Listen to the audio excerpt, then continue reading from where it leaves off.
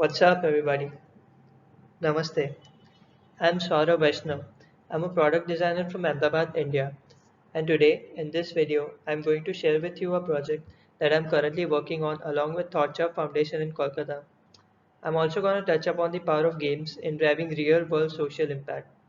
So let's get right into it. Games that empower, a case for play based learning tools. Before jumping into the project itself, I would like to talk a little bit about ThoughtShop Foundation. ThoughtShop is a design-driven social communications organization which develops strategies to discuss issues of gender, equality, child rights, etc. in marginalized communities. These strategies are often productized and deployed in the form of games and toolkits. So now I'll talk about how games are useful tools in addressing social issues and how they are effective in driving real-world social impact. To explain this, I'll be briefly covering 6 points. So firstly, games allow for experiential learning. They present opportunities for learners to work through structured experiential sequences within the safe setting of an imagined reality. By going through these simulations, players imagine outcomes and reflect on choices. They are essentially being trained to deal with challenges as they occur in real life through gameplay. Games are learner centered. Games are flexible and use different ways of conveying ideas, allowing learners to work in their own style and at their own pace. Games are user friendly. They use different means such as pictures, colors, graphics, etc.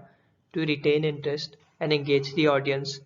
We have all dreaded the experience of learning from textbooks, so I'm sure you know what I'm talking about. Games also enable inexperienced social workers to be more efficient and more thorough in addressing difficult social issues within the communities. Games reduce hierarchy. They do so by allowing educators to play at a level playing field along with the learners while also enabling them to conduct these sessions. Lastly, games make it easier to discuss sensitive issues which are not really spoken about with openness. So now I'll explain the game which I am working on, and this will clearly illustrate the 6 points which I mentioned before. So this game is an attempt to initiate a dialogue on difficult emotions such as anger among young adolescent boys. This game is also an attempt to help these kids reflect upon their choices and help them realize how uncontrolled emotions are driving them towards antisocial behaviors such as bullying, violence, addiction, etc. So to give you an overview, I am working with communities in urban slums in Kolkata. The target audience are boys of age group 10 to 13. During adolescence, these kids undergo a lot of changes, and slums are hardly the nurturing environment they need at such a crucial stage in their lives.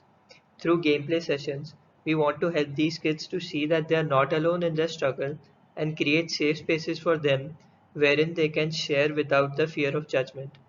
The issues which we are tackling, as I have already mentioned before, are antisocial behaviors such as bullying, violence, addiction, etc., which arise in these boys because of their impulsive behaviors.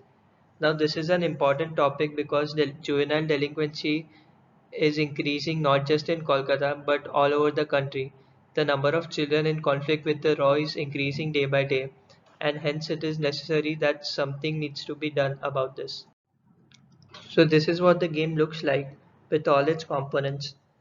The game is set on a treasure island where the players are adventurers or a hunt for treasure. Every player has a health bar of his own and they lose or gain points based on the choices they make in the game. The movement of player tokens is based on the throw of a dice.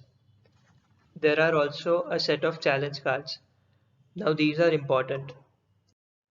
The characters and scenarios in these challenges are metaphors for real world threats faced by slum kids. So, for example, bullies in real life are represented by pirates in the game, and so on. In this way, we have created an exciting world for children to engage with, and at the same time, the challenges which they overcome in this world while role playing as adventurers mirror the challenges they face in real life. This essentially trains them to build foresight and reflect upon their choices through gameplay, and thus they act wisely in real life high pressure situations. I would also like to mention here that we are yet to hire an illustrator for this game, so for now I'm using placeholder graphics downloaded from the internet.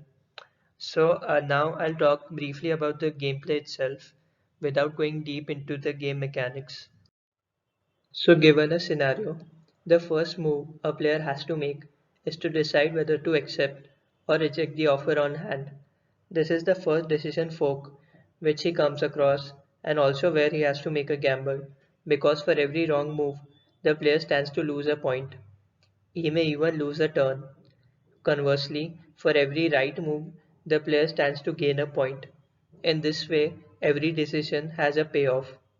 An important part of the rules is that to reclaim some lost points, a player can try and explain why his wrong decisions has led him to such a situation.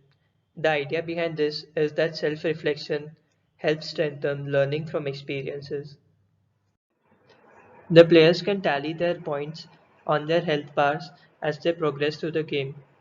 The person with the most points in his health bar wins the game because it implies that he made the most wisest choices throughout the game. Since the game is very discursive and based on dialogue, disagreements are abound. Any such disagreements on whether a decision was right or wrong are handled by the game facilitator, who is an important part of this game. A game facilitator is usually a field worker or a social worker from the community itself. So the game also has different levels through which you progress. Level 1 rounds are simple, and the choices are often limited to a yes or a no. However, we realize that not all real life situations are black and white or limited to yes or no questions. There are many gray areas in life as well. These are addressed in level 2 rounds, where the players are often offered a third choice. This requires more discussion and more discourse as to what is the best way out of that situation. This game not just makes players compete against each other, but it also makes them work as a team. There are special cooperative rounds where the players have to work together to achieve a task, and only then these rounds can be cleared. These rounds are often accompanied by background audio clips, which increase the dramatic effect and also make the gameplay more engaging. So now I'll quickly walk you through the game components. The glider which you see here is a mechanic to start the game. Every player throws his glider onto the board and they start the game from wherever this lands. The idea behind using such a big game board with a lush green island on top is to mimic the open world experience of video games, which are so popular amongst these kids. It also gives them freedom to explore the island as they wish. Using augmented reality, we are also toying with the idea of introducing interactive characters in the game to increase engagement. The health bar also looks and works similarly to health bars in video games. This decision of taking elements from popular video games was important because it makes it easier for kids to get on with the game. Since we are using mechanics which they are already aware of, the learning curve for them is greatly reduced.